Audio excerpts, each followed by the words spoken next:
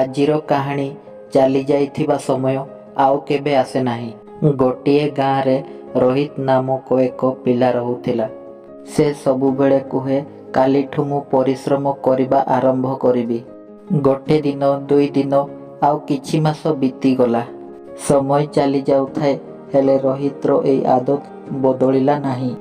ସେଇ ଗାଁର ତାହାରି ସାଙ୍ଗ ଅର୍ଜୁନ ପ୍ରତ୍ୟେକ ଦିନ ଟିକେ ଟିକେ ପରିଶ୍ରମ କରୁଥାଏ। ଗୋଟେ ବର୍ଷ ପରେ ଅର୍ଜୁନ ତା ସ୍ୱପ୍ନ ପାଖରେ ପହଞ୍ଚିଗଲା। ସେବେଠୁ ରୋହିତ ପଶ୍ଚାତାପ କରି ରହିଗଲା। ସେବେଠୁ ରୋହିତକୁ ଜଣା ପଡ଼ିଲା ଯେ ପଇସା ଆଉ ଥରେ କମେଇ ହେବ, ହେଲେ ପଳେଇ ଯାଇଥିବା ସମୟ ଆଉ ଥରେ କେବେ ଆସିବ ନାହିଁ।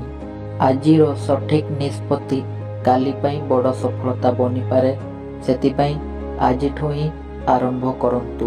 ଆମ ଭିଡ଼ିଓ ଯଦି ଭଲ ଲାଗିଥାଏ ତାହେଲେ ଆମ ଭିଡ଼ିଓକୁ ଲାଇକ୍, ସେୟାର କରିବା ସହିତ ଆମ ୟୁଟ୍ୟୁବ୍ ଚ୍ୟାନେଲକୁ ସବସ୍କ୍ରାଇବ୍ କରନ୍ତୁ। ଆଉ ଆମ ଫେସବୁକ୍ରେ ଦେଖୁଥିଲେ ଫେସବୁକ୍ ପେଜ୍ଟିକୁ ଫଲୋ କରନ୍ତୁ।